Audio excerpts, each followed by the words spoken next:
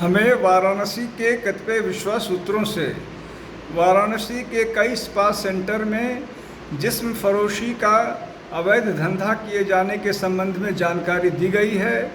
कई specific location बताए गए हैं और कई लोगों के नाम बताए गए हैं। यह भी बताया गया है कि एक स्थानीय विधायक के निकट रिश्तेदार द्वारा यह सारा कार्य संचालित हो रहा है।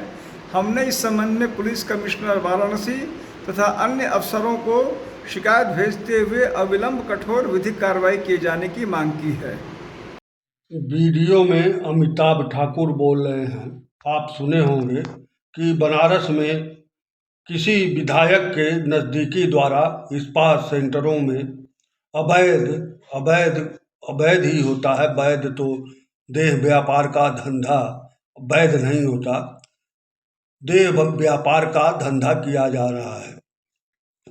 अमिताभ ठाकुर पूर्व आईपीएस ऑफिसर, चूँकि अब एक राजनीतिक पार्टी बना चुके हैं, इसलिए इनकी बातों को आप राजनीतिक ढंग से भी कह सकते हैं कि राजनीति में हैं, तो अपने विरोधियों के ऊपर आरोप लगाने का कार्य कर रहे हैं। लेकिन आप गंभीरता से सोचिए, वाराणसी के एक विधायक, और इन्होंने किसी पार्टी का नाम नहीं लिया है, यानी जो भी विधायक हैं एक विधायक हैं।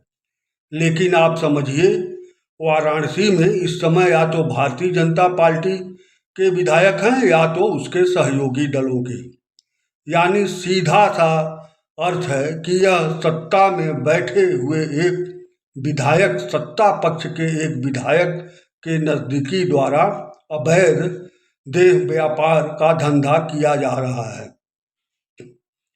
अवैध, मैं फिर कह दिया, अब देह व्यापार का धंधा तो अवैध होता ही है। वैध तो अभी हमें नहीं लगता कि भारतवर्ष में लाइसेंस कहीं मिलता है देह व्यापार का। बनारस में भी लाइसेंस किसी को मिला है देह व्यापार क्या कि नहीं, यह मैं नहीं जानता।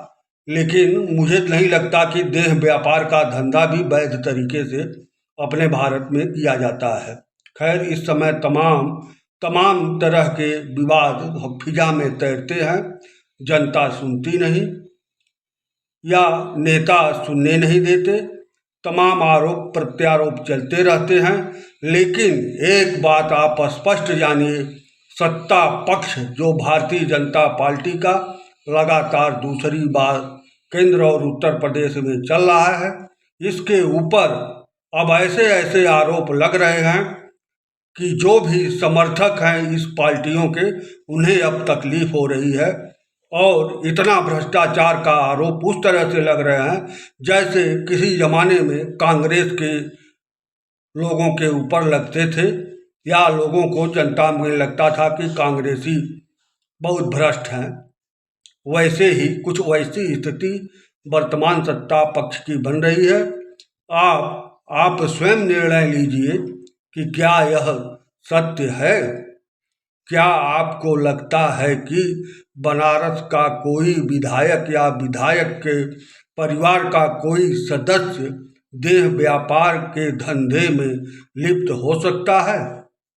शासन जांच कराए तो दूध का दूध, पानी का पानी हो सकता है। लेकिन सवाल वहीं रह गया, सवाल ही रह गया कि जांच कराए कौन।